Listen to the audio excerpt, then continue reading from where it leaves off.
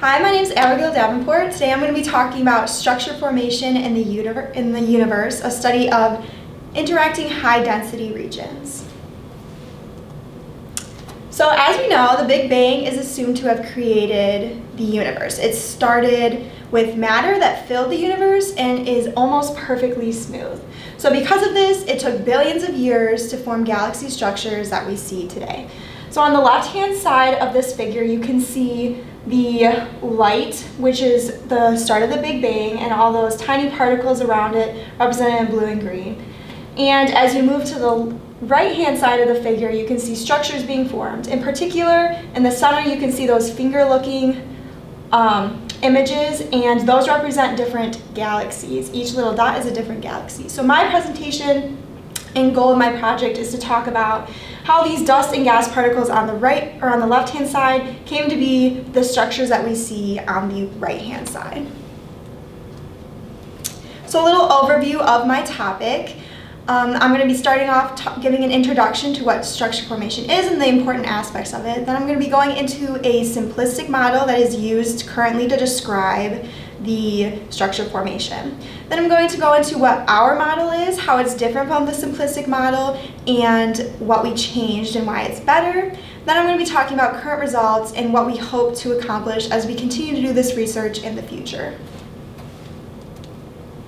So as I said before, the universe started off smooth. There are high and low density regions that were pulled together, and then galaxy clusters were formed.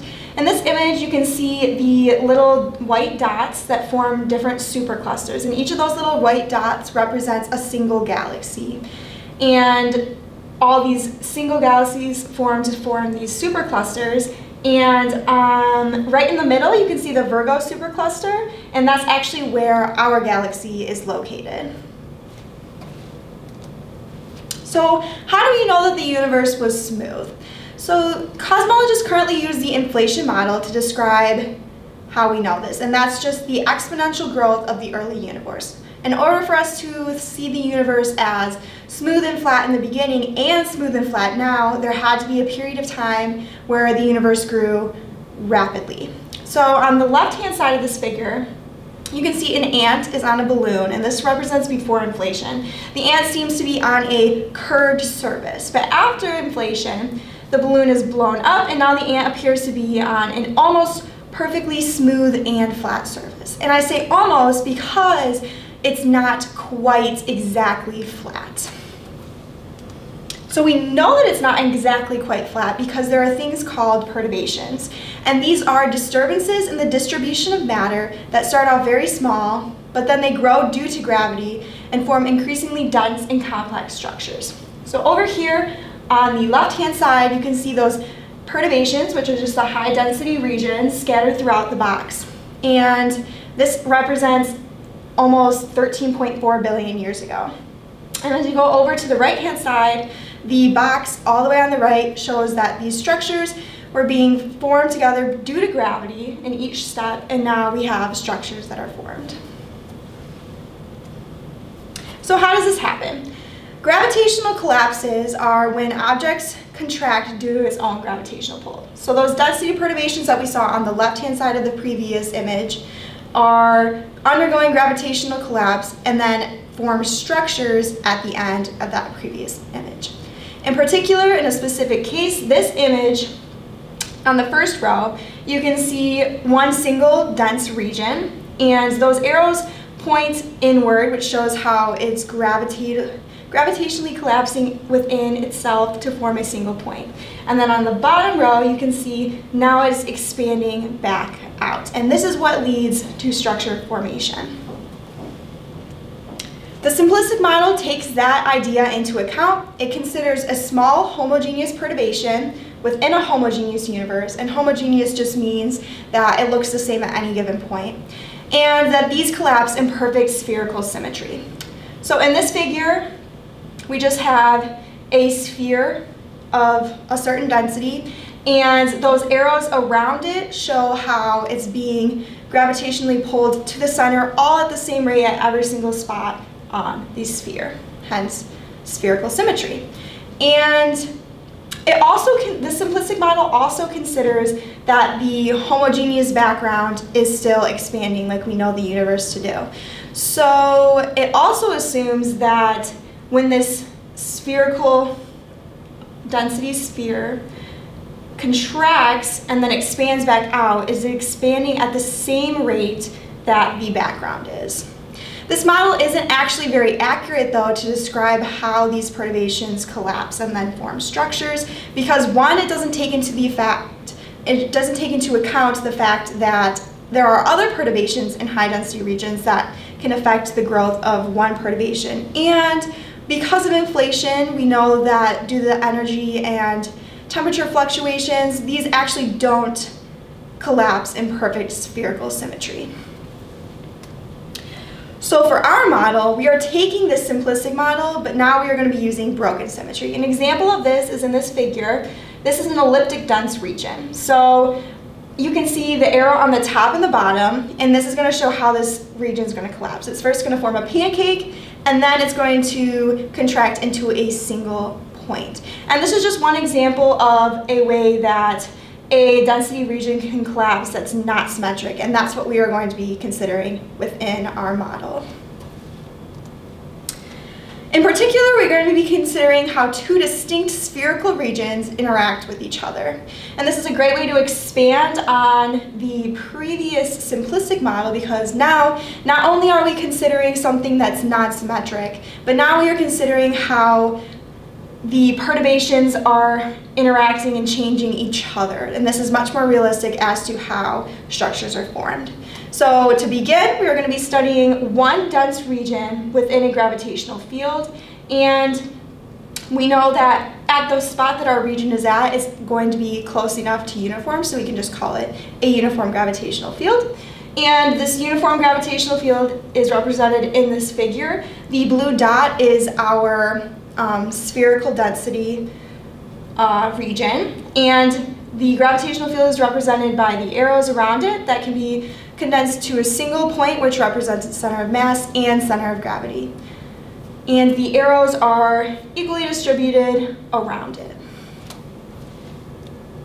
So in order to do this, we have to consider a system of 4 differential equations, and these equations control the development of high density regions over time. So first we have the Euler equation, which talks about fluid dynamics, and this is important because we are considering that our universe is made up of inhomogeneous ideal fluid. So this Euler equation is just going to describe how the fluid is moving around. Then we have the continuity equation, which talks about conservation of matter and energy, and conservation just meaning that nothing can be created or destroyed. Then we have Poisson's equation, which talks about the effects of gravitational force. And then we have conservation of entropy, which again just means that disorder is not being created or destroyed, but disorder is there. So in particular for our research, we are mainly focusing on Poisson's equation and the Euler equation, with keeping in mind the fact that the change in entropy is going to be equal to 0. So the Poisson's equation is represented in equation 3, and you can see that term on the left-hand side, the delta squared of phi.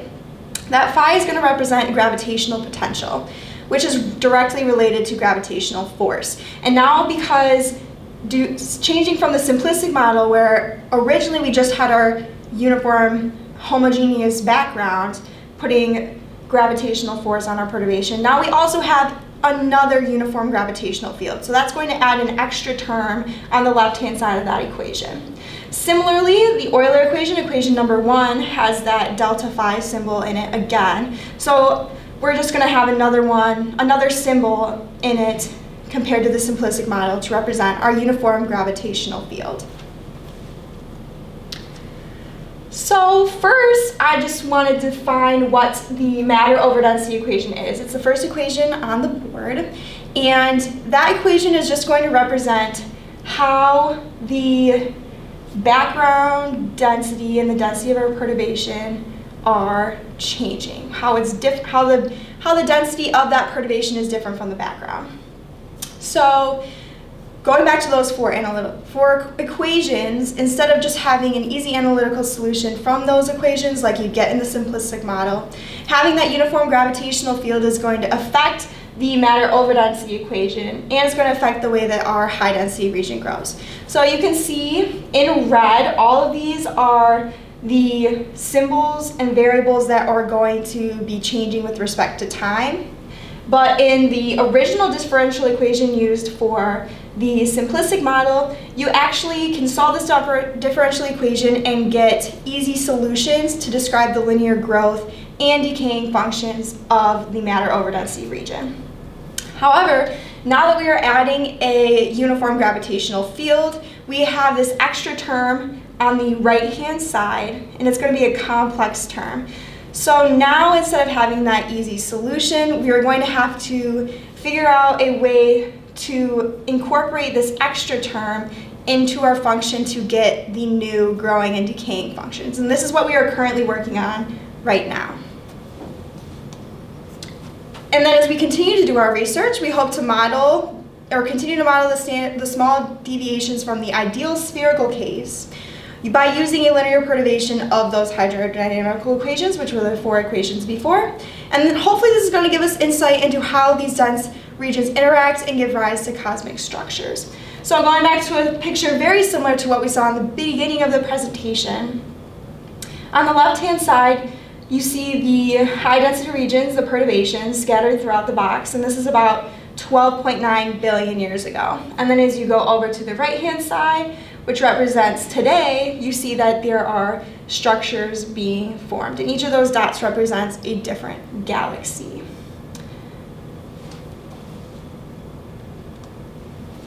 So I'd just like to thank the following references, as well as my research advisor, Dr. Stuart Jensen.